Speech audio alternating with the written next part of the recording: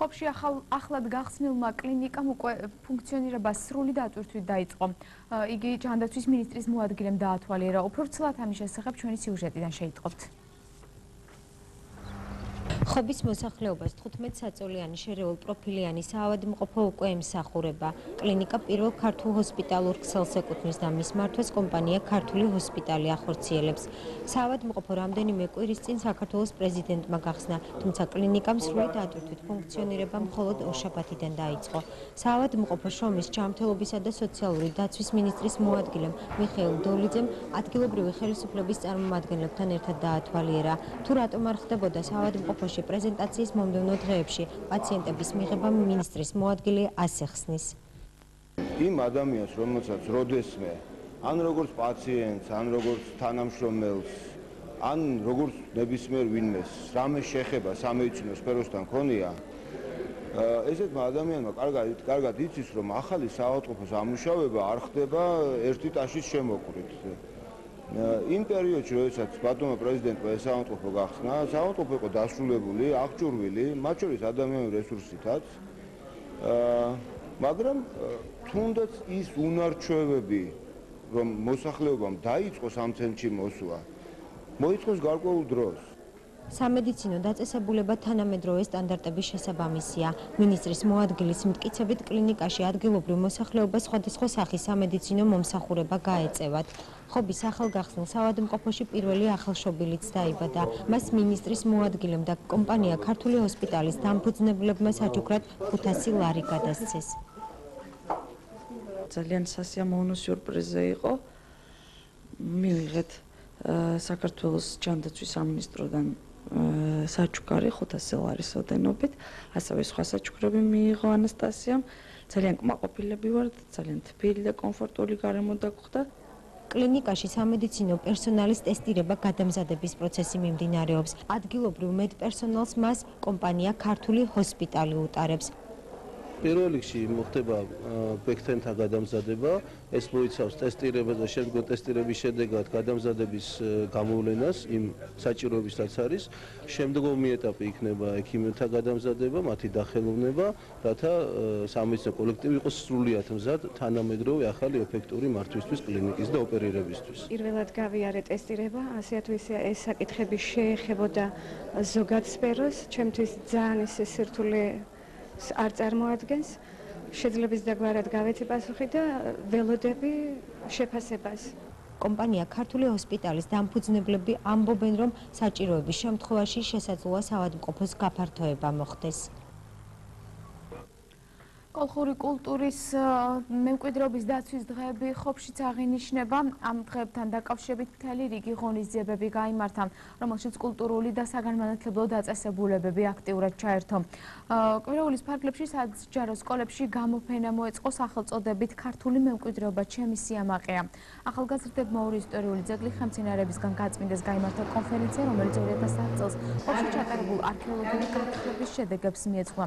კვირაული ხვალ დასრულდება და ახალგაზრდებისთვის ღვთისმშობლის დედათა მონასტერში ლაშქრობა მოეწყობა.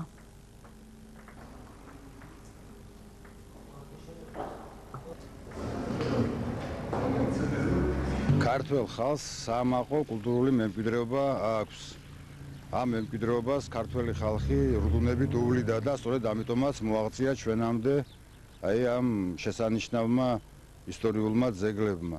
ყოველი წლის მაისის პირველი კვირა აღენიშნება როგორც ქართული კულტურული მემკვიდრეობის დღე და ამაში ცხადია ხობის მუნიციპალიტეტის აქტიურად ჩაერთო.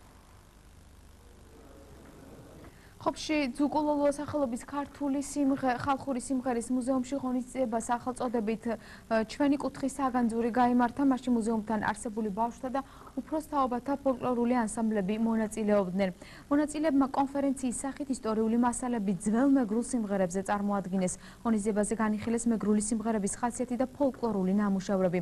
მუზეუმმა ექვთიმე შემოქმედება მოიწია და საუკუნის შემდეგ ფოლკლორულმა ანსამბლმა მისი ერთ-ერთი სიმღერა შეასრულა. ღონისძიება კულტურის ცენტრის ორგანიზებით მოეწყო. დღევანდელი ღონისძიება მიეძღვნა ექვთიმე ციρდავას, რამე თუ ეს სახლი და გვარი არის ჩვენთვის ახალი. წყემსი კაცი, რომელიც დაიბადა ლუგილის ხეობაში, რომელიც თვითონ წერდა სიმღერასა და ტექსტს მივაგენით და ჩვენთვის იყო ძალიან სასიხარულო. დღევანდელი ღონისძიებისთვის მოძიებული იქნა ძალიან ძველი სიმღერა, რომელიც არის 16 ცირდავასი. ეს არის ზღავდობოში შობირე, ძალიან კარგი საშაიროა, სადაც მე ვასრულებ ბიჭის როლს და ძალიან მიხარია, რომ დღეს მე პირველად მიწევს ამის გახმოვანება. ხობის მეორე საჯარო სკოლის მე-11 კლასის მოსწავლეებმა საქველმოქმედო აქცია მოაწყვეს, ისინი სენაკის შეზღუდული შესაძლებლობების ბავშვთა სახლს სტუმრობდნენ. მოსწავლეებმა მიუსაფარ ბავშვებს ტკბილეული და ტანსაცმელი მიუტანეს. ბავშვები მსგავსი ტიპის აქციის მოწყობას მომავალშიც გეგმავენ.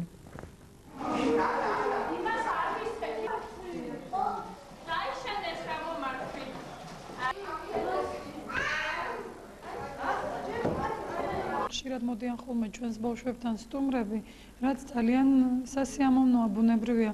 მიუხედავად იმისა, რომ მათ არაფერი არ აკლიათ ღვთისმწყალობით, აქვთ ყველა ის პირობა, რომ ნორმალური ცხოვრება ქონდეთ, მათთვის მნიშვნელოვანი არის უშუალოდ საზოგადოებასთან ურთიერთობა და ამისი ძალიან კარგი მაგალითია თუნდაც დღეს თქვენი მოსვლა. ბედნიერი ვარ, რომ სტუმრები დღეს ამ ბავშვებთან რომ მოვიდნენ.